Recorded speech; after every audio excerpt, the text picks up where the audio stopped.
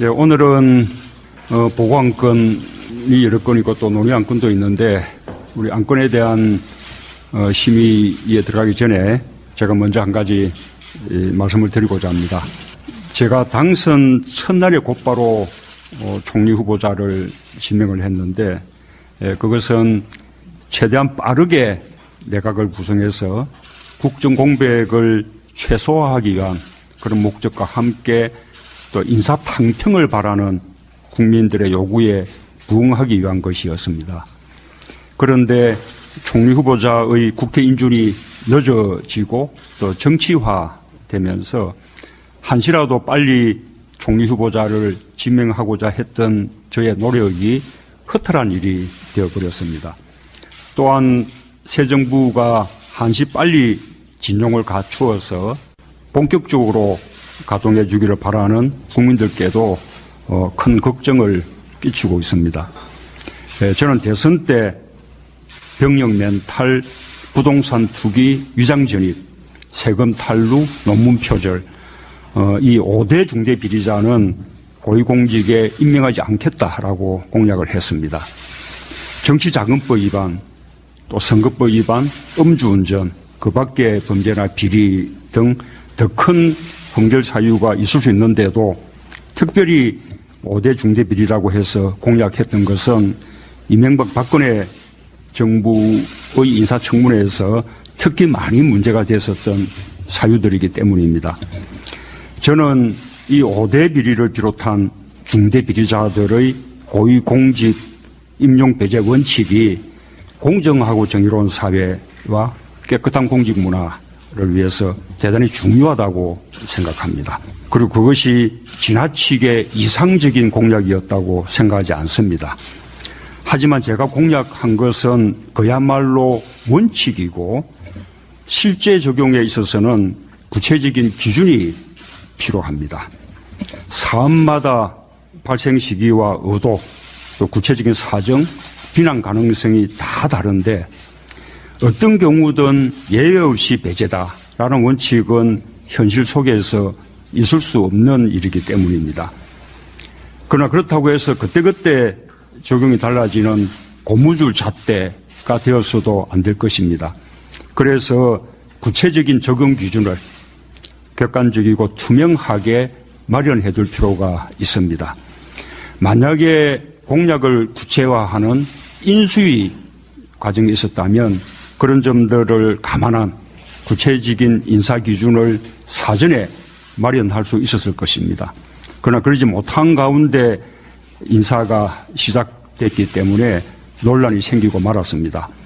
이미 발생한 논란들은 국회의 인사청문회에서 개별적으로 판단할 수밖에 없는 일이지만 앞으로의 인사를 위해서 국정기획자문위와 또 인사수석실, 민정수석실의 협의를 통해서 현실성 있게 그리고 국민의 눈높이에 맞게 원칙을 지킬 수 있는 구체적인 인사 기준을 빠른 시일 내에 마련해 주시기를 바랍니다.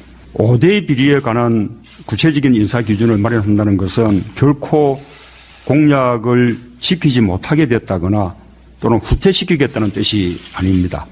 공약을 지키기 위해서 당연히 밟아야 할 준비 과정입니다.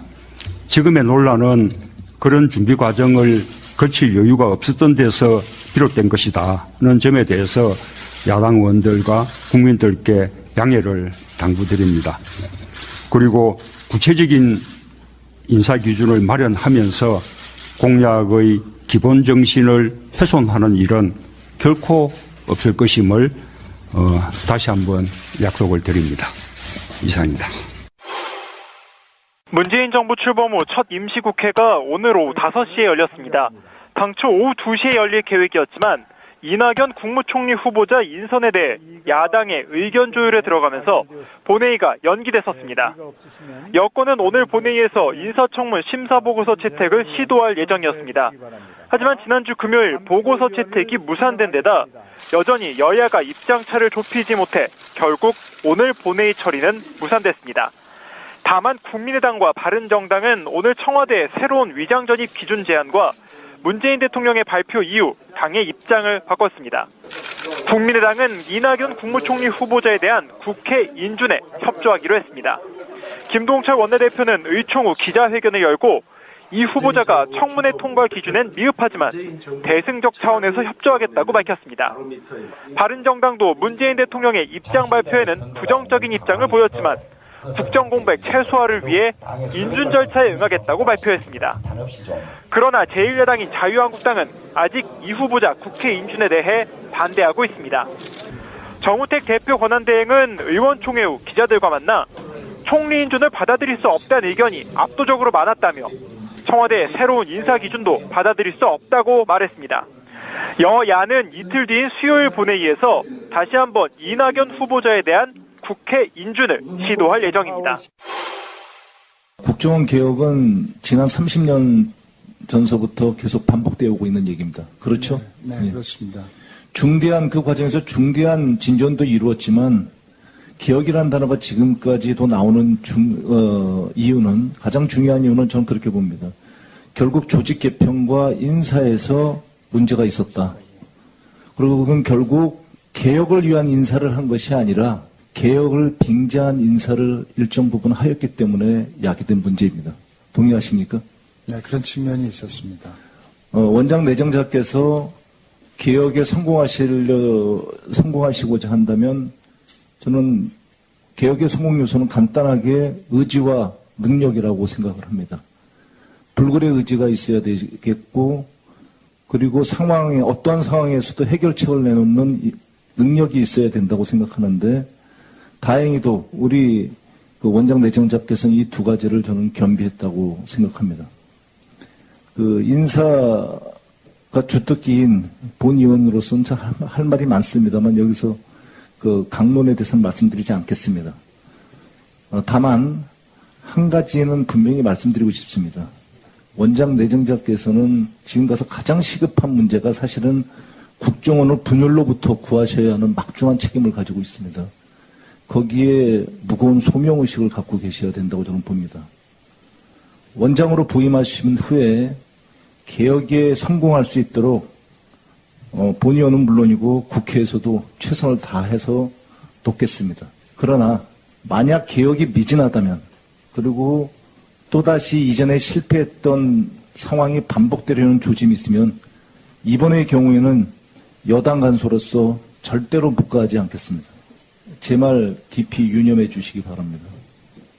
본의원은 내정자께서 앞으로 하실 개혁 과정을 면밀하게 지켜볼 것입니다. 제가 야당 간사일 때야 뭐 할 수 없었겠지만 여당이 되어서도 지난날의 과오를 고치지 못한다거나 답습한다면 저는 가혹하리만치 잘잘못을 지적하고 시정을 요구하겠습니다. 저는 내정자를 믿습니다. 사실 내정자를 믿는 이유는 본의원이 국정원에서 만 20년간 인사를 하면서 보았던 가장 훌륭한 선배이기 때문입니다. 본의원이 국정원에서 만 20년간 인사를 하면서 보았던 가장 훌륭한 선배이기 때문입니다. 믿습니다. 직원들의 열망을 우리 내정자께서는 잘 알고 계실 겁니다. 반드시 개혁에 성공하셔서 계속해서 존경받는 선배로 남아주시기를 간곡히 당부드립니다. 자, 여론조사 한번 볼까요? 여론조사가 중요합니다. 여론조사가 대통령 선거 전만큼이나 중요합니다. 그 이유는 국정을 잘 운영하고 있는지 못하고 있는지 국민들은 어떻게 생각하는지를 여론조사를 통해서밖에 볼 수가 없어요. 그러니까 실제로 그 여론조사가 그 정권의 초반 성패를 좌우할 정도의 그 느낌이거든요. 지금 리얼미터 여론조사가 최근에 나왔습니다. 이낙연 총리 후보자 인준 찬성이 72.4%, 반대 15.4%고요. 이낙연뿐만 아니라 다른 후보자들도 5대 원칙에 어긋나도 역량이 되면 임명했으면 좋겠다가 59.8%고요. 그래도 배제해야 된다라가 31.1%고요. 그리고 문재인 대통령의 국정 지지도는 84.1%고요. 민주당은 지금 여론조사 기관마다 조금씩 다르지만 56.7이라고 하는 리얼미터 자체 여론조사로는 역대 최고치를 찍고 있습니다. 전반적으로 봤을 때 이낙연 총리 후보자는 임명해라. 그러니까 제가 항상 방송으로 드리는 말씀인데요. 모든 여론조사에 있어서 60% 정도가 되면 여론조사의 의미가 없습니다. 지금 임명했으면 좋겠다가 59.8, 이낙연 사퇴해라 라고 말하고 있는 게 31.1%입니다.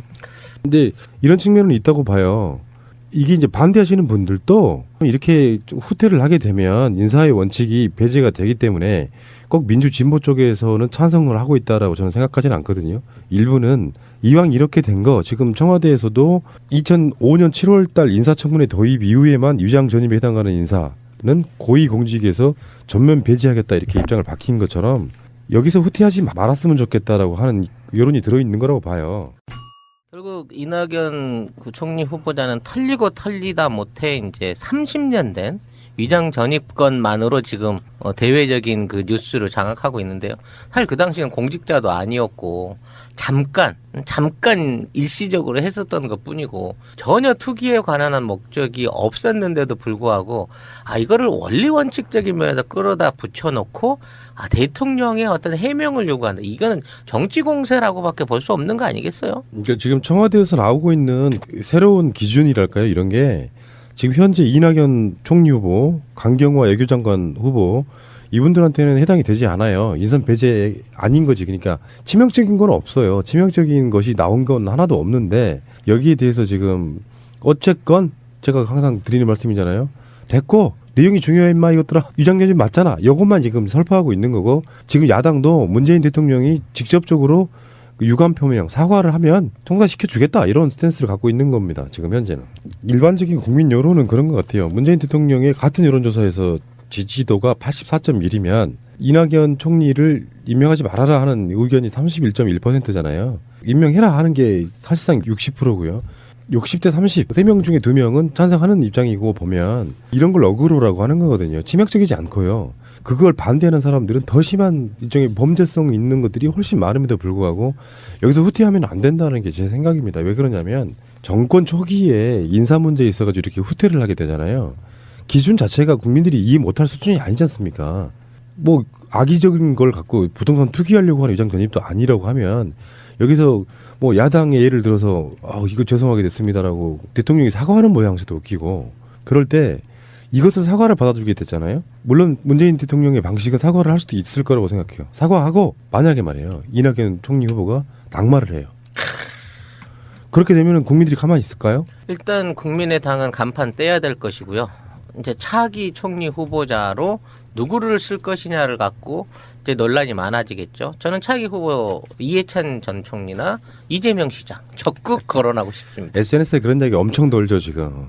이낙연 안 되면 니들 이해찬이나 이재명 들어간다? 뭐 이렇게 되고 그런 이야기도 있는데 뭐 그건 사실상 가능성 없는 이야기 같고요. 그래서 야당들이 갖고 있는 생각은 난 뭔지 모르겠어요. 그러니까 자기들의 존재감 과시 같은 거거든요. 일종의. 지금 현재 태클 걸어봐야 도움 안 된다는 것도 뻔히 아는데 그래서 우리도 할 말을 해야겠어라고 굳이 꺼내는 게 너무 짜잘한 것들이라서 이게 이런 거는 제가 항상 말씀드리지만 특히 자유한국당 같은 경우는 자기들이 국정농단 사태에 직접적인 책임이 있는 정당이지 않습니까? 그러면 다 마음에 들지는 않아도 이 정도면 훌륭하니까 통과시켜줄게. 이렇게 하면 굉장히 쉽게 끝날 문제거든요. 그동안 그들이 청문회 해왔던 지난 정권에서의 어떤 후보자인들 투기와 위장전입이 없었던 후보가 단 한 명이라도 있었습니까? 100%였어요. 100%. 근데 지금 와서 이거를 막 거품을 물고 늘어지는 이런 거는 일종의 뭐 아까 말씀 어그로의 부분일 수도 있겠습니다만은 뭐 똥 묻은 개가 겨 묻은 개 나무란다는 그런 심정 아니겠습니까? 그러니까 국민들이 야 그럴 거면 국회의원도 전부 한번 까보자라는 얘기도 나오고 있고 아예 선출직 공무원을 포함해서 임명직을 포함해서 어떤 공직자의 기준 임명 기준법을 새로 만들어가지고 거기에 위장전입을 강력하게 넣어보자 뭐 이런 얘기도 나오고 있는 거거든요. 그러면 지들은 한 명도 갈 사람 없어. 국회의원도 다 배지 내려놔야 돼 지금. 예, 맞습니다. 원칙과 규율은 지키라고 만든 거는 맞습니다. 누가 말을 하든 그게 여당이든 야당이든 그리고 최대한 그것을 지키려고 노력을 하고 있는 거잖아요, 지금. 그런데 그 원칙과 뭐 규율을 지금 뭐 세팅을 해놨는데 그 기존에 만든 원칙 자체가 예를 들어서 우리는 저 선을 그어놨어요. 그런데 그걸 밟고 지나가지 않겠다고 했는데 그 바퀴로 굴러가야 되는데 그 선을 밟고 지나갈 수밖에 없는 상황이잖아요. 그러니까 사실 이게 용어의 정리가 좀 돼야 되는 거예요. 맞습니다. 지금 이거는 위장 전입이 아니라 거주지 불일치입니다. 쉽게 말하면 사는 주소하고 주민등록 주소하고 틀린 거예요. 우리 송 작가님 너무나 잘하실 것 같은데. 그럼요. 제가 그 지난 25년 동안 한 번도 거주지와 주민등록 주소지가 같아 본 적이 없습니다. 지금 전화 112에 체포해 가라. 그럼 나는 우리나라 위장 전입의 대가지 주민등록 말소도 거의 한 7, 8년 되는데 커밍아웃을 이렇게 아니 그런 거는 죄가 아니 아니니까. 그런 경우가 너무 많아요. 네. 한국인들 다 있어. 좀 심하게 말하면 문재인 대통령 정도만 없는 거예요. 그러니까 문재인 대통령은 예비군 훈련 받으려고 고시 공부하는 데까지 뭐 그걸 옮겨놓고 받았다고 할 정도로 원리 원칙적인 분이니까 이 사람은 그냥 별외로 치더라도 대한민국 일반적인 국민들 중에 거주지 불일치로 따져갖고 이거를 무슨 위법사항으로 놓고 이거 갖고 죄를 논한다고 치면 5천만 중에 4천만 여기 걸린다니까. 그리고 이런 게 있어요. 지금 야당들이 들여다보지 못하는 게 하나 있어. 그 지금 청와대에서 아까 그 인사 기준을 만든다 그랬잖아요. 이게 논문 표절 같은 경우도요. 그게 하도 논란이 되니까 2007년 이후에 6줄 이상 표절한 거 뭐 이런 그 기준이 생겼단 말이야. 그러니까 요게 만약에 제대로 된 시스템으로 만들어지면은 이걸 피해갈 수 없는 사람들이 실제로 야당에 수도 없이 많아요. 본인들 자체가 이런 식으로 계속 어그로를 끌면 청와대 입장에서는 그런 거 아니에요. 일단 현 상황을 좀 이해해달라 이런 측면이 있고 뭐냐면은 일단 인수위원회가 없었잖아요. 사람들을 임명을 할 때 충분히 검증할 만한 시간이 없었던 부분이 뭐냐면 야당이었기 때문에 실제로 뒤쫓아서 사실 불가능했다고 보고 어떤 사람에 대한 하마평만 듣고 그 사람을 임용했을 가능성이 꽤 있는 것이고요. 근데 국민들이 지금 이해를 해주고 있다는 뜻이에요. 충분히 검증할 시간이 없었어. 만약 인수위원회가 있었다고 생각하면은 총리 후보자를 누구를 한다가 인수위원회 그 과정 속에서 굉장히 많은 정보를 갖고 그 사람을 임명하게 되는 측면도 분명히 있는 것이고 저는 물론 이낙연 총리 후보가 도덕성에 어떤 심각한 결격 사유가 있다고 생각하지는 않아요. 근데 이게 이제 공론화 돼가지고 앞으로 공직자 임명에 있어갖고 이러이러한 것은 어떤 기준을 만들어 놓으면 지금 여기에 해당돼서 공직, 그러니까 임명직 같은데 전혀 나오지 못할 국회의원들이 수도 없이 많이 쏟아진다는 거를 이 사람들은 지금 이해를 못하고 있는 겁니다. 알고 보면. 그런데 이것을 위장 전입 자체를 찾아보면은요. 주민등록법 제37조 벌칙으로 나와 있습니다. 근데 정의가 돼 있고 원인이 돼 있어요. 그런데 대충 보면은 뭐 자녀를 좋은 학교에 보내기 위한 목적 아니면 기초생활수급권자로 선정되기 위해서 아니면 임대아파트 아니면 공무원 공채준비생 아니면 공무원 아니면 부동산 투기 아니면 오피스텔이나 원룸 고시원 등을 거주하는데 뭐 등등등으로 나와 있는데요. 지금 우리 그 청문회에 나와 계신 분들이 관련된 거에 대해서는 나오지가 않아 있어요. 자녀를 좋은 학군에 보내려든지 뭐 그런 거에 대해서는 지금 그 청문회를 하고 계시는 분들이 이걸 읽어보셨는지 저는 궁금해요. 그래서 우리가 계속 말하고 있는 거잖아요. 그냥 반대하고 싶어서 반대를 하고 있잖아라고 우리는 계속 물어보는 거잖아요. 그러니까 그게 반대를 위한 반대인데 아까도 좀 말씀드렸지만 시국이 시국이고 어떻게 탄생한 정권인데 결국 이 사람들이 어그로 끄는 건 딱 하나라고요. 우리 야당이 있어. 함부로 하지 마. 그 내용이 어쨌건 간에 위장 전입은 위장 전입이잖아. 이렇게 말을 하고 싶어 하는 거예요. 그래서 문제가 없다는 것이 아니라 총리 후보자 결정에 있어서 탄핵으로 탄생한 정권이 대통령이 첫 임명한 인사 국무총리 후보자에 대해서 시간 끌기 하고 어그로를 끌기 시작하면은 결론적으로 말해서 야당에게 이럴 게 없다는 뜻이에요. 그러니까 상황이 이렇게 되는 거라고요. 청문회 끝나고 나서 청문회 의원들이 청문회 보고서를 채택하고 그 채택이 되고 나면 국회 본회의에서 찬반 투표를 해요. 근데 청문회 보고서 채택이 안 되니까 찬반 투표까지 가지를 못하고 있는 거거든요. 근데 이게 장기적으로 계속 딜레이가 돼갖고 총리 후보자가 후보자인 상태로 계속 오랫동안 머물게 되면 여론이나 국민들은 계속 이런 생각을 할 수밖에 없어요. 이게 진짜로 총리가 되지 못할 사유인가를 논할 수밖에 없고 그 논란이 계속 지금도 되고 있는 것이고요. 그게 되다 보면 나중에는 더 불리해지는 것은 야당이다 이렇게 말씀드리고 싶어요. 이게 사회적 합의라는 건 아까도 말씀드린 것처럼 지금 벌써 이게 칼을 빼든 겁니다. 그러면 이렇게 해서 앞으로 인사들을 임명함에 있어가지고 이러이러한 기준으로 하겠다라고 딱 꺼내놨는데 그 기준이 공식적으로 명시화가 되면 지금 아까 말한 5대 인사 배제는 공약 사항이었던 거고요. 그게 무슨 법으로 정해진 건 아니에요. 근데 그게 현실적으로 문재인 정부에서 그것이 규정이나 이런 걸로 이렇게 딱 확립이 돼 버리잖아요. 그러면 실제로 지금 야당에 있는 국회의원들이 이 사람들도 정치인이기 때문에 임명직으로 나갈 일들이 굉장히 많아요. 이 사람들한테는 자기들 발목 잡기밖에 안 된다. 여긴 좀 현실적으로 드리고 싶은 말씀인 거고요. 자유한국당도 그렇고 국민의당도 그렇고 이낙연이라고 하는 시작점 스타트를 놓고 딜용이라고 봐요. 결론적으로 말하면 딜용. 첫 후보자, 더군다나 국무총리 후보자에 대한 논란이 이렇게 세게 붙으면은 만약에 여기서 이제 어느 한쪽이 양보를 할 거 아닙니까? 뭐 심각하게는 국무총리 후보자의 지명 철회가 될 수도 있고요. 또 야당들이 국민의 여론에 못 이겨가지고 결국은 통과시켜주는 경우도 있을 수 있는데 결론적으로 말해서 이 다음에 이어지고 있는 서훈 국정원장 후보자, 그 다음에 김상조 후보자 이렇게 가는 과정에서 절대 되면 안 되는 인물들이 저는 있다고 봅니다. 딜용으로 지금 길게 어그로를 끌고 있는 측면이 분명히 있다고 보고 결국은 양보해 줄 겁니다. 양보라는 게 국민의 어떤 여론에 밀려서든지 뭐 어쩌든지 이낙연 후보자는 통과가 될 텐데 문제는 이제 앞으로 벌어질 수 있는 여러 가지 논란들에 있어서 결론적으로는 김상조 후보자가 절대 되면 안 되는 사람 중에 대표적인 인물이라고 보면 김상조가 타겟이 아닌가 이런 생각도 해보네요. 예.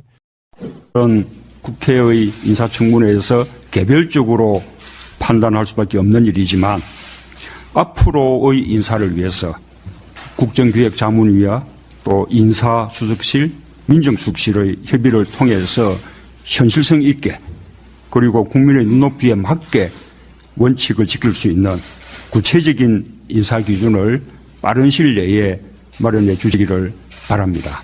5대 비리에 관한 구체적인 인사 기준을 마련한다는 것은 결코 공약을 지키지 못하게 됐다거나 또는 후퇴시키겠다는 뜻이 아닙니다.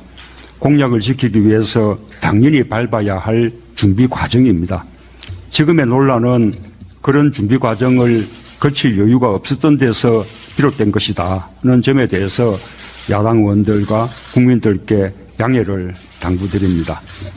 그리고 구체적인 인사 기준을 마련하면서 공약의 기본 정신을 훼손하는 일은 결코 없을 것임을 다시 한번 약속을 드립니다. 이상입니다. 문재인 정부 출범 후 첫 임시국회가 오늘 오후 5시에 열렸습니다.